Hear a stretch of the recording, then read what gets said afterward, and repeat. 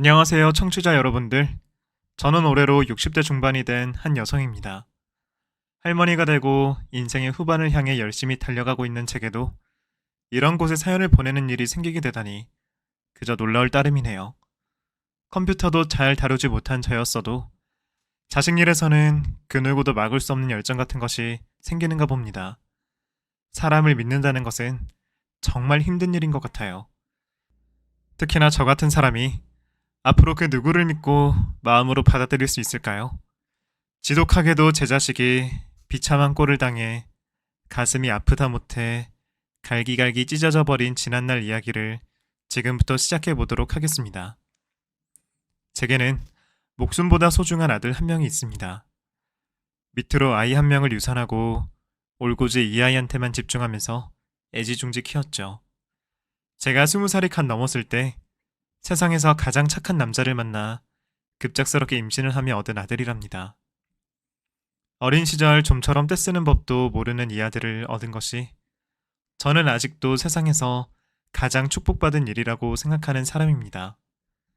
남편을 꼭 닮은 아들은 정말이지 또래 아이들과는 다르게 심성이 너무 고왔습니다. 집안일을 하느라 바빠서 안아주지 못하고 있었던 갓난쟁이 시절에도 울음소리도 많이 되지 않고 혼자 천장을 바라보며 멀뚱멀뚱하게 엄마를 기다려주던 아이였죠. 이 아이는 제가 결혼도 하기 전에 급작스럽게 생긴 아이입니다. 농사 짓는 시골 마을에서 공장에 취직을 해 기숙사에 들어간 후 한 남자를 만났고 그 남자와의 첫 번째 잠자리에서 생겨버렸거든요. 제 나이 또래의 사람들이라면 이게 얼마나 놀랄 일인지 아실 겁니다. 지금이야 혼수로 임신을 해온다라는 말도 있지만 그때 당시에는 결혼 전에 임신은 꿈도 못 꿀 일이었거든요. 남편은 저와 같은 공장에 다니는 노총각이었습니다. 나이도 저보다 13살이나 많았고 심성이 너무 착해서 공장 안에서도 소문이 자자했죠.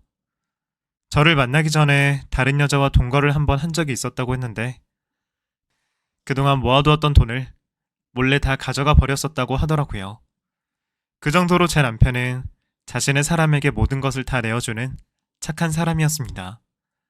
그러면서도 단 한 번도 그 여자를 미워하거나 원망도 하지 않는 그런 남자이니 제가 어떻게 좋아하지 않을 수가 있겠습니까?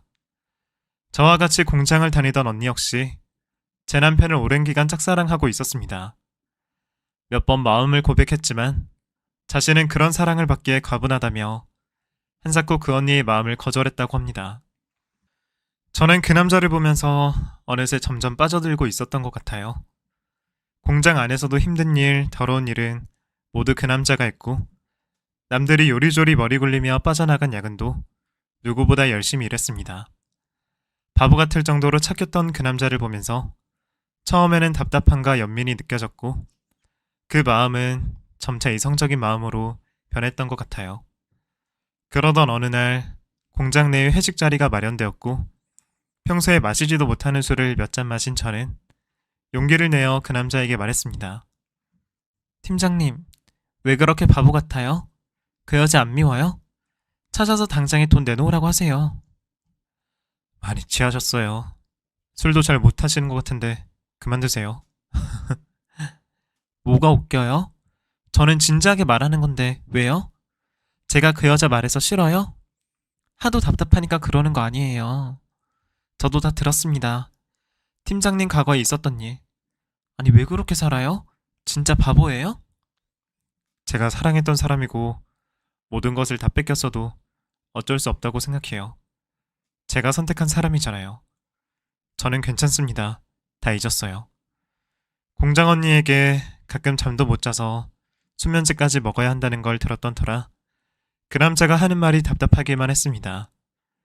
쥐기가 잔뜩 오른 저는 그 남자에게 기숙사까지 데려다 달라고 오기를 부렸고 데려다주는 그 길가 안쪽에서 저도 모르게 그 남자에게 팔짱을 끼워버렸죠. 어디서 그런 용기가 생겼는지 아직도 그게 궁금할 정도로 저는 그 남자에게 돌진했습니다. 그러자 그 남자는 저를 꼭 안아주면서 말했죠. 너무 좋은 분인 거 알아요.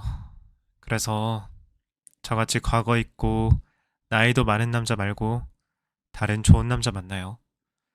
그 말을 들은 저는 거절당했다는 생각에 그 자리에서 펑펑 울어버리고 말았고 결국 저를 달래주다가 함께 오랜 시간을 있게 되었습니다.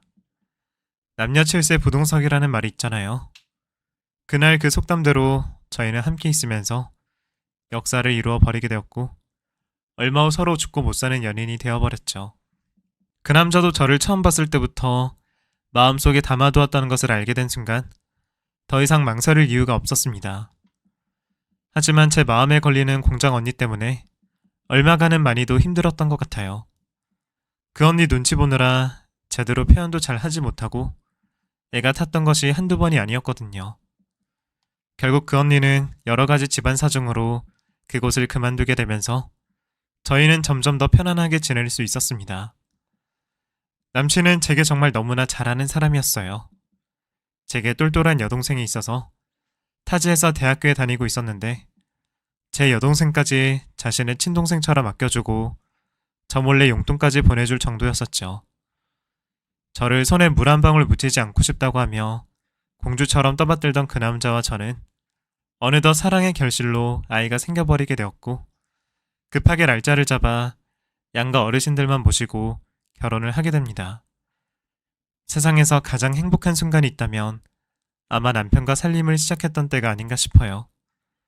정말이지 이 행복한 꿈이 깨어나지 않으면 좋겠다는 생각을 하루에도 12번씩 했을 정도니까요. 항상 긍정적인 생각을 갖고 있는 데다가 자상하고 부지런한 성격에 일을 하고 집에 와서도 쉬는 법이 없었습니다. 집안 청소도 도와주고 어떤 때는 맛있는 저녁까지 손수 차려주는 그런 사람이었습니다. 저희 부모님과 여동생에게는 또 어찌나 잘하던지 부모님 동네 사람들이 아들 없는 집에 귀한 아들이 들어왔다며 미소를 지으실 정도였습니다. 하지만 하늘은 이렇게 착한 남자를 가만두지 않더군요. 제 팔자가 사나운 건지 결혼하고 10년도 채 되기 전에 남편은 암으로 세상을 떠나버리게 됩니다. 갑작스러운 암 판정부터 이별까지 너무나도 순식간에 일어났기 때문에 아직도 가끔 그 사실을 믿기 어려울 때가 많아요. 제 옆에서 따뜻하게 안아주며 잠을 자던 남편이 없다는 사실은 아직까지도 너무 힘들거든요. 그렇게 아이가 10살이 막 되던 해에 저는 혼자의 몸이 되었습니다. 그때는 하늘을 정말 원망 많이 했습니다. 다른 사람들은 다 저렇게 멀쩡하게 살아가고 있는데 왜 세상 착한 제 남편만 데려가는지 화가 났거든요. 밤마다 울면서 하늘에 대고 원망도 하고 시부모님도 원망했습니다. 하지만 제가 아무리 원망을 하고 울어도 변하는 것은 아무것도 없다는 것을 깨닫게 되었고 그때쯤 아들의 모습이 보였습니다. 아들은 하루 종일 제 눈치를 보느라 자신의 슬픔이나 욕망은 제대로 표현하지도 않고 있었어요. 제가 조금만 우울한 표정을 지으면 시키지도 않은 집안일을 도와주고 제 어깨를 주물러주면서 일부러 제 기분을 전환시켰고 중요한 준비물이 있어도 저를 생각하느라 제대로 말도 하지 않았죠. 한참 뒤에 제 여동생이 말을 해서 알게 될 만큼 저는 하나뿐인 제 아들에게 많은 신경을 쓰지 못했던 순간이었던 것 같아요. 대학을 졸업하고 좋은 직장에 취업해 똑부러지게 살아가던 커리어 우먼인 제 동생은 자주는 오지 못했어도 저를 많이 챙겨주려고 노력하던 아이였습니다. 언니 상황이 이렇게 안 좋으니 혹시라도 나쁜 생각이라도 할까봐 하루에도 몇 번이나 전화를 하며 확인을 할 정도였거든요. 그런 제 여동생이 가끔씩 저희 집에 와서 하루를 머물다 갔었는데 아마 그때마다 제 아들놈이 하는 행동을 보면서 많은 것을 느꼈던 것 같아요. 제게 조용하게 이야기를 꺼냈는데 그 얘기를 듣고 나니 정신이 번쩍 들었습니다. 언니 아들을 생각해. 목숨보다 더 소중한 아들이 엄마 눈치 보면서 저렇게 살아야 되는 거야?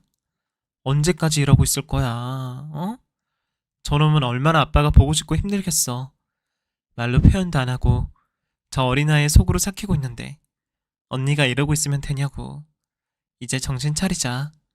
언니네 쌀독이 지금 쌀 떨어져 가고 있는 거 보이기나 해? 그것 때문에 민석이가 요즘 라면을 많이 먹는 거 아니야? 뭐? 그게 무슨 말이야. 쌀이 왜 없어? 민석이가 라면 먹고 싶다고 끓여달라고 해서 끓여준 건데. 생각해보니 무엇을 차려주어도 반찬 투정 없이 잘 먹던 아들 녀석이 요 근래에 계속 라면을 끓여달라고 했었더군요. 쌀독에 쌀이 떨어져 나가는지도 모를 정도로 정신 못 차리고 있던 저 대신에 아들 녀석이 비어가는 쌀독을 보고 혼자 그렇게 라면을 먹고 있었던 것입니다. 뒤통수를 세게 얻어맞은 것처럼 심한 충격을 받았고 저는 그때부터 정신을 바짝 차렸습니다. 이 소중한 제 아들을 잘 키워내는 것이 먼저 간 남편에 대한 보답이라는 것도 그때 느끼게 되었죠. 하루 종일 원망만 하고 질질 짜고 있던 제가 그때부터 일자리를 알아보게 되었습니다. 다행히도 예전에 다니던 공장에서 저를 다시 받아주었고 저는 누구보다 열심히 일을 했습니다. 공장 곳곳에서 남편의 진한 흔적들이 느껴질 때마다 뜨거운 눈물이 흘렀고 앞이 보이지 않을 만큼의 눈물을 써둔 적도 있었습니다. 다른 공장을 찾아가고 싶은 마음도 중간중간 들었지만 남편이 지켜줄 것 같은 마음이 들어 그곳에 계속 남아있기로 했습니다. 한참 정신없이 일을 하며 지내다 보니 저도 아들도 점점 안정을 찾아가는 듯 했습니다. 어느덧 아들은 중학생이 되어 있었고 여유롭지는 않아도 그럭저럭 두 가족이 먹고 사는 데에는 문제가 없는 것 같았죠. 아들은 제가 힘들까봐 집안일을 엄청 잘 도와주었어요. 저를 위해 김치찌개까지 끓여놓고 집안 청소를 싹 해놓을 정도이니까요. 말썽 한번 부린 적 없는 아들 녀석에게 너무나 고마운 마음을 느끼고 있던 중에 아들의 학교에서 연락을 받았습니다. 아이가 같은 반 친구를 때렸다는 청천벽력 같은 말이었는데요. 너무 놀라 공장에서 급히 학교로 달려가 보니 아들 녀석에게 맞았다는 아이가 울며불며 저희 아들을 학교에서 내쫓아달라고 소리치고 있더군요. 어이가 없는 상황에서 저는 조용히 담임 선생님과 이야기를 나누었고 아이가 왜 그렇게까지 하게 되었는지 어느 정도는 이해가 되었습니다. 제 아이와 싸운 아이는 예전부터 반 친구들에게 말로 심하게 비아냥거리기로 유명했었는데 이날도 제 아들이 아빠가 없고 집에서 식모처럼 집안일을 한다면서 놀려댔나 보더라고요. 절대로 용서해줄 수 없다고 울부짖는 아들 친구 녀석을 잘 타일러서 결국 해결은 잘 되었지만 저는 아들과 이야기를 좀 나누어야 했습니다. 민서가 아무리 화가 난다 그래도 친구를 때리면 돼? 그건 어떤 상황에서도 용납받을 수 없는 거야. 엄마 죄송해요. 죄송합니다. 앞으로는 절대 안 그럴게요. 근데 그 친구가 무슨 말을 그렇게 했길래 그런 거야? 그냥 네가 아빠 없다고 놀린 거야? 그 말 정도로 네가 친구를 때리는 사람은 아닌 것 같은데? 아니에요, 엄마. 제가 잘못한 일 맞아요. 그냥 죄송해요. 엄마 힘들게 일하시는데 저까지 속 썩여서 죄송합니다. 아들 녀석은 끝내 친구가 무슨 말을 했었는지에 대해서는 자세하게 말해주지 않았습니다. 궁금하긴 했지만 더 이상 꼬치꼬치 캐물을 수 없기에 그냥 지나가다가 우연히 아들과 같은 반 친구를 마주치게 되었죠. 그리고 그날 교실에서 무슨 말이 오고 갔는지 자세하게 듣게 되었습니다. 저기요, 아줌마. 그 녀석이 아줌마가 밤마다 외로우니까 다른 남자 만나고 다닐 거라고 막 그러면서 과부들이 어쩌고 저쩌고 막 그런 말 했었어요. 민석이도 처음에는 그냥 계속 참고 있다가 아줌마를 그렇게 얘기하는 거 듣고는 도저히 못 참고 걔가 아주 반에서도 유명해요. 말도 함부로 하고 친구들 놀려먹는데 선수거든요. 민석이가 오죽하면 때렸겠어요. 아들의 친구에게서 들은 말은 그야말로 너무나도 충격적이었습니다. 결국 저는 그날 저녁 아들을 붙잡고 오열을 하게 되었습니다. 아이고 이놈아. 이 착한 놈아. 미안하다 미안해. 못난 엄마 아빠 만나서. 엄마 왜 그러세요? 무슨 일 있으셨어요? 누가 혹시 엄마 괴롭혔어요? 네? 말해보세요, 엄마. 내가 너는 무슨 일이 있어도 끝까지 지켜줄 거야. 우리 아들, 내 하나뿐인 목숨과도 같은 아들. 그날 저는 아들이 저보다 더 마음이 깊은 사람이라는 것을 깨달았습니다. 제가 지켜주는 것이 아니라 어쩌면 남편이 떠나고 난 후 아들에게 저는 많이 의지하며 살아가고 있는 것 같다는 생각도 들었죠. 그런 아들에게 한없이 고맙더군요. 저는 그날 이후 아들에게 더 많은 신경을 써주었고 아들의 일기장에서 선생님이 되고 싶다는 것을 보게 되었습니다. 그 당시 아들의 학교 성적은 중상위권이었는데 저는 없는 형편에 아들의 꿈을 이루어주기 위해서 아이들이 많이 다니던 종합학원을 보내주었습니다. 아들은 한사코 거절하며 혼자 공부를 한다고 했지만 그래도 학원의 도움을 받으면 훨씬 낫다는 여동생의 말을 듣고는 저 혼자 가서 등록을 해버렸죠. 아들은 그때부터 더 열심히 공부를 했고 결국 사범대학교에 진학하게 되었습니다. 아들의 대학교 입학식 날 제 여동생을 끌어안고 얼마나 울었는지 모릅니다. 이 순간을 아빠와 함께 했다면 더 좋았을 것을 하는 생각도 하면서 말이죠. 아들은 대학교에 가서도 열심히 공부를 했고 군대까지 다녀와 어느덧 멋진 선생님이 되었습니다. 그러는 동안 저는 점점 늙어가고 있었고 공장에서 하루 종일 같은 자세로 일을 하다 보니 어깨와 팔, 안 아픈 곳이 없더라고요. 아들의 권유로 결국 수술을 받게 되었고 그러는 동안 제 여동생이 제 곁을 지켜주었습니다. 자매지간은 참 좋은 것 같아요. 다 커서도 친구처럼 놀러도 다니고 할 말 못할 말 구분 없이 모두 털어놓을 수 있으니까요. 저와는 다른 길을 살고 있는 제 여동생은 특히나 저를 더 많이 도와주는 사람이었습니다. 커리어 우먼으로 살다 보니 이것저것 아주 똑부러졌었거든요. 제가 살아가면서 가장 중요한 사람으로 손꼽는 두 사람 중에 한 명이 바로 동생이었습니다. 동생은 저와 차로 30분 거리에 살고 있었는데 꼭 무슨 일이 있지 않더라도 저의 모자를 알뜰히 살펴주었고 특히나 아들의 미래에 대한 부분은 자신의 일처럼 생각하고 신경 써 주었습니다. 요즘 젊은 친구들에 대해서도 회사에서 많이 봐서 그런가 저와는 생각하는 차원이 달랐죠. 아들의 임용고시를 보는 데에도 많은 도움을 주었던 사람이었기에 제 아들 역시 이모에 대한 사랑이 남달랐습니다. 그렇게 저는 여동생과 친구처럼 지냈고 아들은 교사로서 열심히 살아가며 나이는 한 살 한 살 더 먹어가고 있었습니다. 그리고 제 아들은 몇 번의 연애를 한 후에 결혼을 하고 싶다고 말하는 사람이 생기게 되었죠. 세상 착하고 성실한 아들이 결혼을 하고 싶은 여자가 있다고 하니 얼마나 좋은 여자일까 기대를 했습니다. 그래, 뭐 하는 여자야? 이 엄마 궁금해 죽겠다. 우리 아들이 고른 여자니까 얼마나 좋은 사람일까?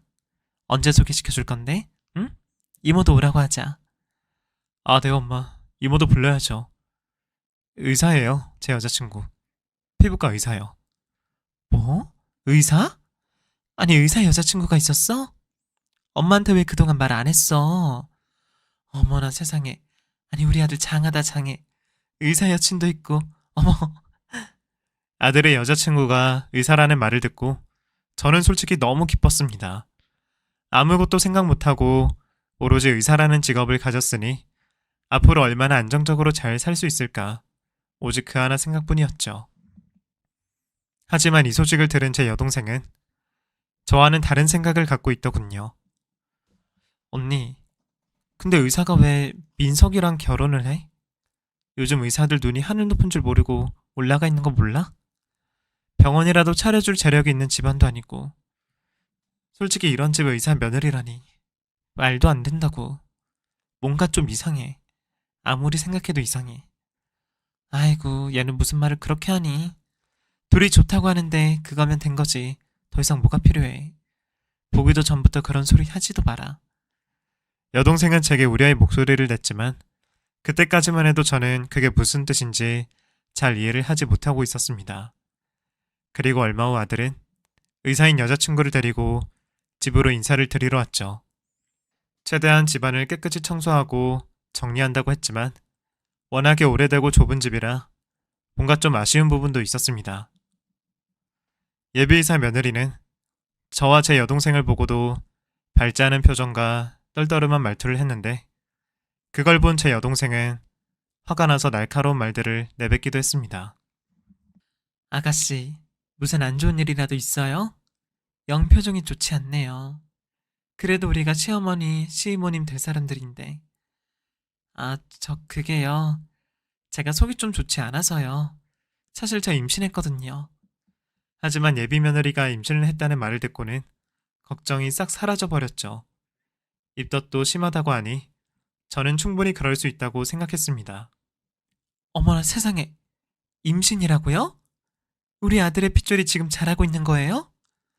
아이고 세상에나, 너무 고마워요. 정말 고마워요. 우리 아들 세상에서 가장 착하고 성실한 놈입니다. 내 아들이라서 하는 소리가 아니라 어디 가서도 인정받고 사는 아이예요. 내가 형편이 좋지는 못하지만 최선을 다해서 도울게요. 나중에 여동생에게 들으니 그날 제 모습이 마치 직장 부하 같았다고 하더라고요. 저도 모르게 의사라는 말에 또 임신까지 했다고 하니 예비 며느리를 그렇게 대했었나 봅니다. 이제 할머니가 된다는 생각에 세상에서 너무나 행복한 생각만 가득하고 있던 제게 여동생은 또 한 번 걱정스러운 말을 했습니다. 예비 며느리의 태도가 모든 정황이 잘 맞아 떨어지지 않는다고 말이죠. 더군다나 피부과 이사식이나 된다는 사람이 가진 것 없고 평범한 선생님이 아이를 가져서 결혼한다는 것도 이해가 되지 않는다고 자꾸 이상한 소리를 하는 겁니다. 저는 듣다 못해 짜증이 확 났고 여동생에게 소리를 버럭버럭 질러버렸습니다. 너 자꾸 왜 그래? 어? 내가 여태까지 네 말 듣고 고분고분하니까 내가 뭐 하찮게 보이니? 왜? 내가 의사 며느리 보는 게 뭐가 못마땅해? 부러워서 그래? 됐다. 앞으로 이딴 말하고 자꾸 초칠 거면 연락도 하지 마. 여동생에게 모진 말을 하고 저는 결혼을 홀로 진행했습니다. 하지만 결혼이라는 것은 가족과 가족 간의 결합이었기에 쉽지는 않았습니다. 예비 며느리의 부모님은 일찍이 이혼을 하셨고 아빠는 젊은 새엄마와 함께 살고 계신다고 했었는데 사돈들 사람들도 자기 자식이 왜 이런 선택을 했는지 모르겠다면서 한숨을 쉬시더라고요. 제 면전에 대놓고 다른 좋은 집 아들들이 많았는데 이런 없는 애를 데려왔다고 하며 자신의 딸을 핀잔 주는데 정말 너무 얼굴이 화끈거려서 죽는 줄 알았습니다. 죄송하다, 감사하다는 말을 못해도 10번 이상은 한 것 같은 불편한 자리에서 저는 밥을 먹고 체했는지 집에 오는 길에 병원 응급실에 갈 정도로 심각하게 아팠습니다. 결국 저는 여동생에게 전화를 걸었고 저희는 또 그렇게 다시 예전처럼 가깝게 지낼 수 있었습니다. 며느리 집은 저희 집안과 결혼하는 것이 창피하다면서 조용하게 스몰 웨딩으로 조촐하게 하자고 하셨고 아무 힘이 없던 저는 그대로 따를 수밖에 없었습니다. 그리고 그 결혼식장에서 제게 인사를 하는 한 사람이 이상하게 눈에 거슬리더라고요. 며느리가 일하는 피부과 병원에서 실장으로 일을 하고 있다는 남자였는데 며느리네 부모님, 친구들부터 시작해서 너무나 친해 보였거든요. 얼굴은 기생 오라비같이 생겼고 화장까지 한 것 같이 꾸몄었는데 솔직히 저는 그 사람을 보면서 여자가 되고 싶은 게 아닌가 하는 생각도 들 정도였습니다. 제 여동생은 요즘은 남자들도 화장을 하는 시대이고 더군다나 피부과의 실장으로 일을 하면 잘 꾸며야 된다는 말을 해주었기에 그나마 이해가 되더군요. 결혼식이 끝나고 난 뒤에도 왠지 모르게 계속 생각나던 그 실장이라는 남자 때문에 한동안 신경이 몹시 쓰이기도 했습니다. 그렇게 작은 신혼집에서 결혼 생활을 시작한 아들에게 앞으로는 정말 행복한 일만 가득할 것이라는 생각으로 하루하루 살아갔습니다. 저는 최대한 아들내외가 혼자 있는 저한테 신경 쓰지 말라고 일부러 전화도 안 했고 찾아오지 않아도 서운해하지 않으려고 애를 썼습니다. 더군다나 임신 중인 며느리가 혹시라도 뭔가 불편하게 스트레스 받는 일이 생기면 안 된다는 마음이 가득했었거든요. 그런데 결혼한 후부터 정말 아들의 얼굴을 보기가 하늘의 별 따기였습니다. 다정하게 웃어주던 아들의 얼굴이 너무 그리워 한동안은 상사병에 걸릴 정도였었다니까요. 더군다나 결혼은 얼마 안 되어 명절이 있었는데 그때도 며느리가 몸이 좋지 않다는 이유로 저희 집에 오지 않았고 저는 동생에게까지 거짓말을 하며 홀로 눈물을 삼켰었습니다. 그리고 얼마 후 아이가 태어났고 저는 할머니가 되었습니다. 그동안의 서운함도 손주의 얼굴을 보니 싹 사라져 버리더군요. 며느리는 제게 아이가 태어난 바로 다음날 전화를 걸었습니다. 어머님, 어차피 공장에 다니셔서 버는 돈도 얼마 안 되실 텐데 아이나 좀 봐주세요. 제가 그 돈은 맞춰드릴게요. 어? 아, 그게 말이다. 내가 그래도 아직은 공장에서 쓸만한 사람이라서 어찌 될지 모르겠네. 참나. 어머님, 환갑 다 된 노인네가 쓸만하긴요. 그건 그냥 듣기 좋으라고 한 소리예요. 왜 그걸 못 알아들으세요? 센스 없으셔도 참. 아무튼 그런 줄 아세요. 저 병원 오래 못 비우니까요. 끊습니다. 저기 그게 제가 말이 채 끝나기도 전에 며느리는 차갑게 전화를 뚝 끊어버렸고, 그렇게 손주는 태어난 지 한 달 만에 저희 집에 오게 되었습니다. 며느리는 병원에 더 쉬는 걸로 되어 있었지만 아이가 있으면 제대로 쉬지 못한다고 하면서 일찍이 제게 맡겨버리더군요. 이 핏덩이 같은 갓난장이를 제게 맡기고도 보고 싶지도 않은지 자주 찾아오지도 않는 며느리가 좀 괘씸하기도 했습니다. 제 아들 녀석은 제게 연신 죄송하다는 말만 하면서 슬슬 눈치만 보는 것 같고 뭔가 저는 모르는 비밀 같은 것이 있어 보이기도 했습니다. 하지만 아들의 성격상 절대로 제게 며느리에 관한 나쁜 말은 하지 않았습니다. 능력 있고 좋은 여자인데 몸이 좀 허약해서 그렇다는 핑계를 댔고 자신에게 잘해준다면서 걱정 말라고 했죠. 엄마인 저는 아들 녀석이 살이 빠져 있고 얼굴이 거칠어져 있는 것을 진작에 알고 있었지만 왠지 모르는 척 해주는 것이 낫겠다 싶어 속으로 걱정만 하고 있었습니다. 하지만 제 여동생은 이런 상황이 못마땅했습니다. 항상 저 대신에 모든 일을 해결해주던 동생은 저희 만류에도 불구하고 몇 번이나 며느리 병원에 찾아간 모양이더군요. 며느리는 몇 명의 의사들이 모여있는 병원에서 근무를 하고 있었는지라 병원에 찾아온 제 여동생도 매정하게 돌려보내기도 했었답니다. 그러면서 가끔은 제게 전화를 걸어 이런 말도 했었죠. 아니 이모님은 뭐가 그렇게 궁금하셔서 몰래 그렇게 제 병원에 찾아오는 거래요? 뭐 염탐이라도 한대요? 아 진짜 가지가지하네.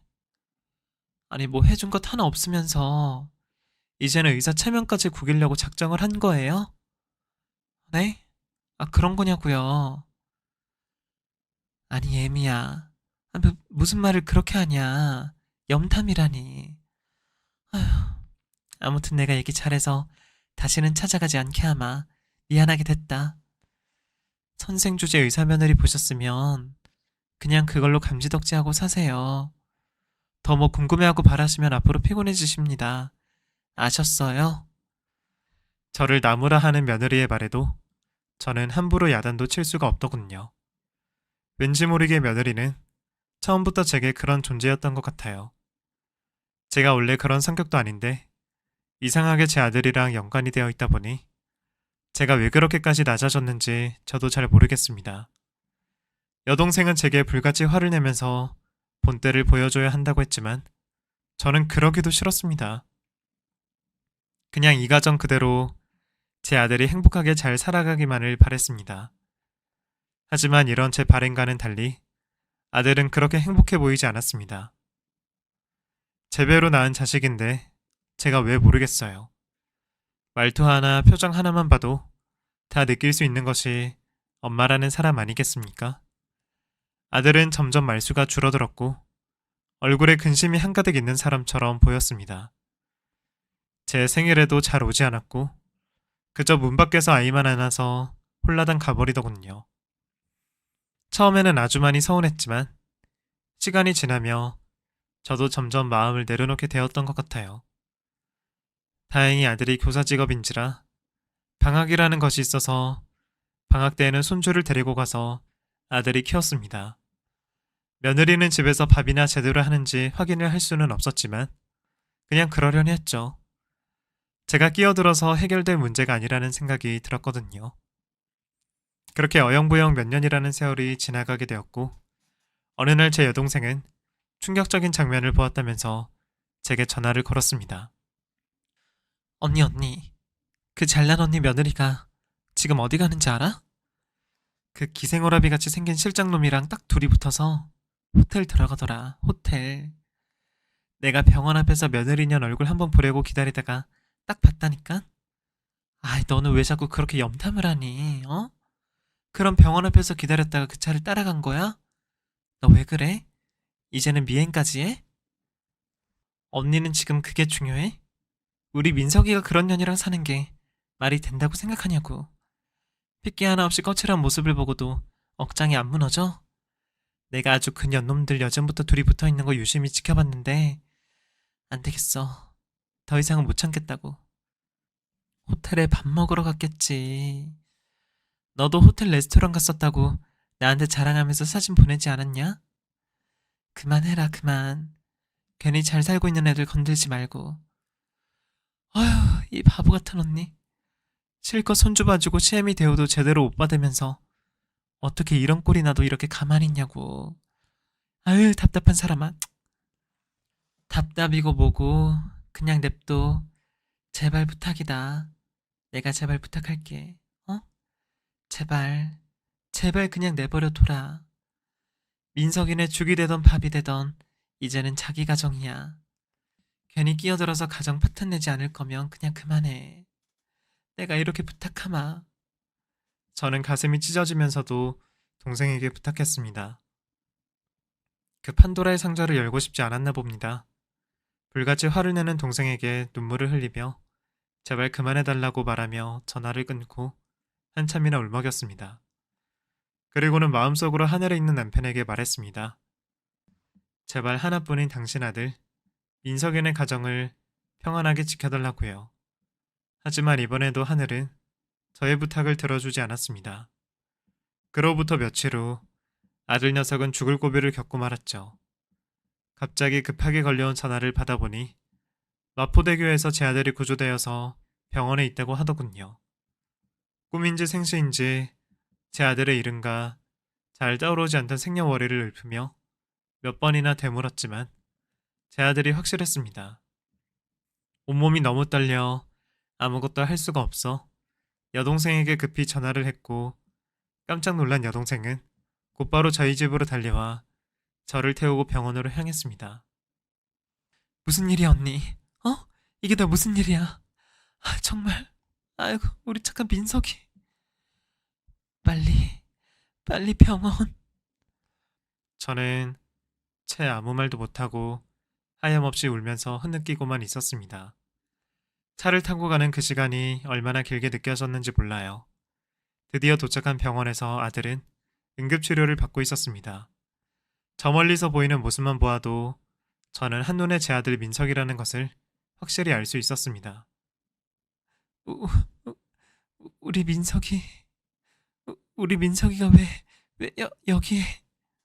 떨리는 목소리로 말도 제대로 나오지 않아 그 자리에 주저앉아 버렸고 여동생은 그런 저를 부추기며 다독여 주었습니다.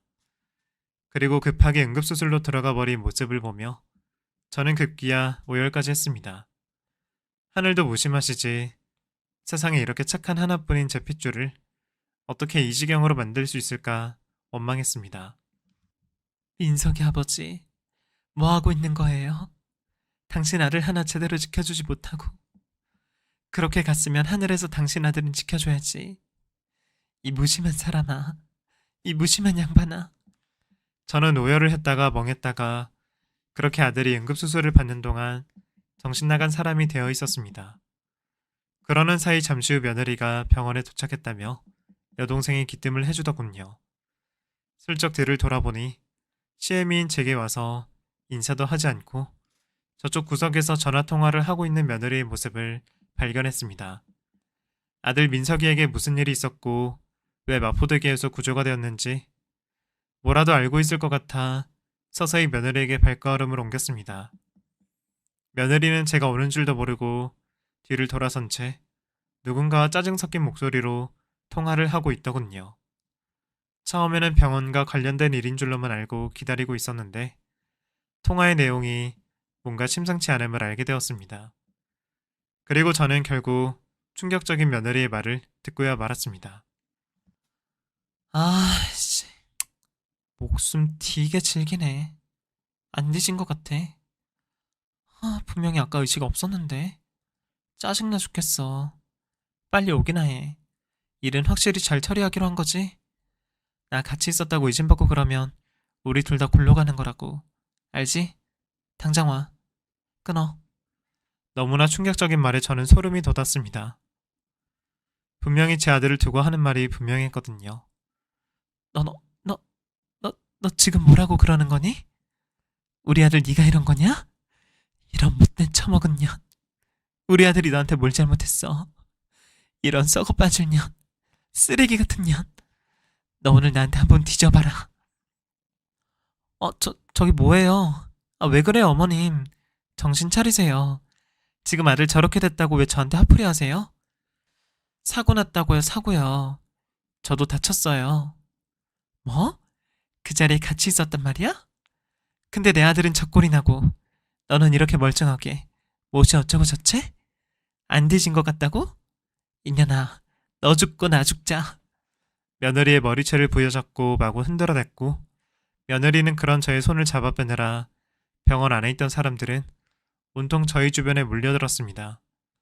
제 손을 뿌리치던 며느리 때문에 저는 바닥으로 내동댕이 쳐져버렸고 저는 그대로 바닥에서 일어나지 못하고 있었습니다.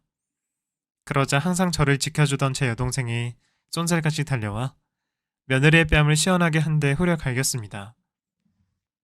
너 이년, 내가 너 바람 피우고 그러는 걸 모르는 줄 아냐? 너, 네 남편한테 제발 이혼해달라고 사정사정했다면서. 이혼 안 해주니까 저런 꼴로 작정하고 만든 거야? 네가 사람이야? 의사면 다야? 네가 잘나면 얼마나 잘났어? 아니, 무슨 말씀을 하시는 거예요? 저는 도통 모르는 소리예요. 무식하게 병원에서 이렇게 큰 소리로 소란 피우실 거예요? 정말이지 격 떨어져서는. 그래, 나 격 떨어진다. 내 조카 눈에서 피눈물 나게 하고 바람 피우고 다니는 못된 조카 며느리 앞에서는 격을 차릴 수가 있어야지. 오냐, 너 오늘 잘 걸렸다, 잘 걸렸어. 저희는 병원 안에서 한바탕 난장판이 일어났습니다. 주변에 있던 사람들은 모두 쳐다보았고 병원 관리자분들이 오셔서 뜯어 말리고 난리도 아니었죠. 상황이 조금 진정되고 있을 무렵 그 기생오라비 같은 며느리 병원 실장이 병원에 나타났더군요. 이 상황을 보고 뭔가 잘못되고 있다는 것을 직감했는지 오자마자 눈짓으로 제 며느리에게 나오라고 하고는 밖으로 홀랑 나가버렸습니다. 여동생은 분명히 저놈과 짜고 치는 고스톱이라면서 그 피부과 실장을 뒤따라 나갔습니다. 저는 따라가고 싶었지만 아들이 응급수술을 받고 있는 상황이라 차마 가지 못하고 그곳을 지켰습니다.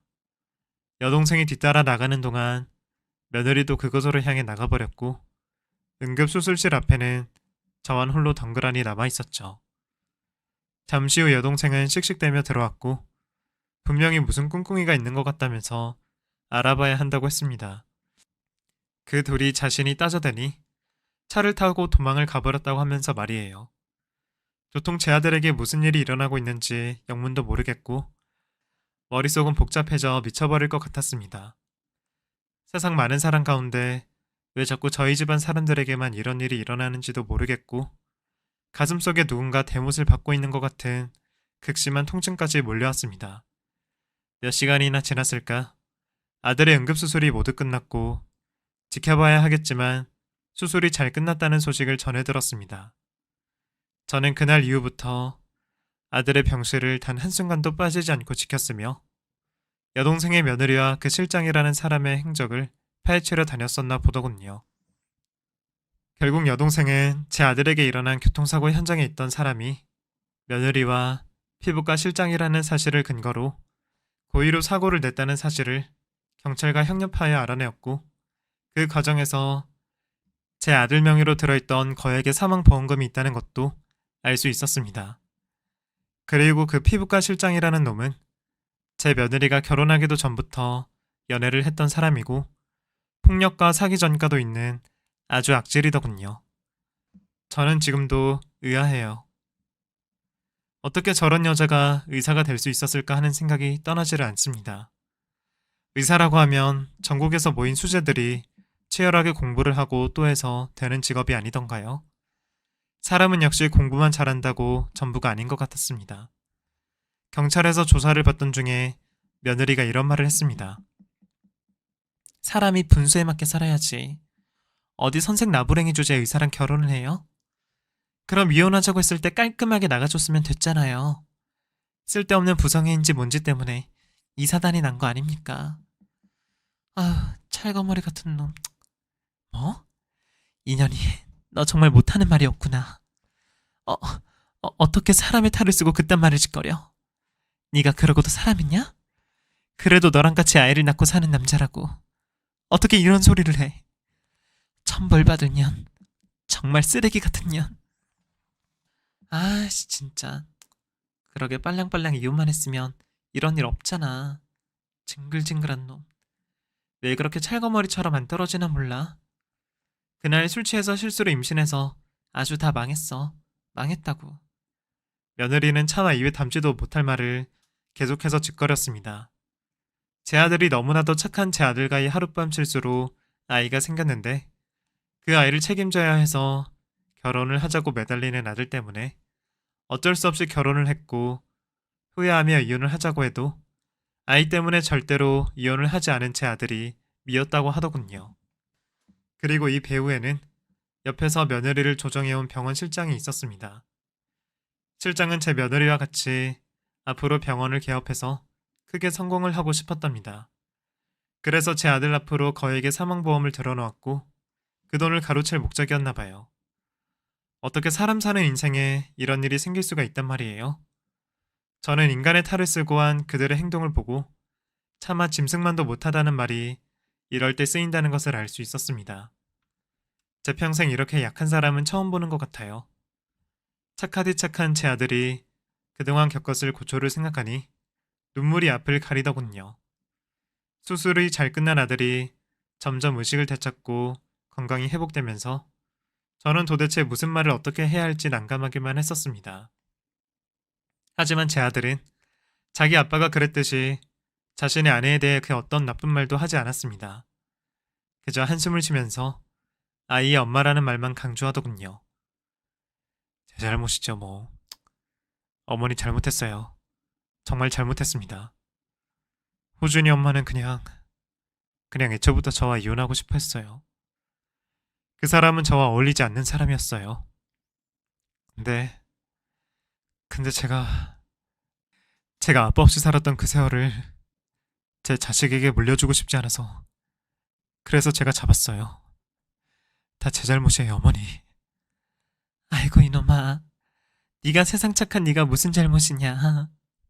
아이고 이 못난 놈 끝까지. 그냥 호준이가 엄마 미워하지 않고 자라게 해주고 싶어요. 어머니, 저는 그냥 단지 그것뿐입니다. 아유 이 못난 놈. 뒤지게 착하다 못해 바보같이 못난 놈. 지 애비랑 똑같아 아주 그냥.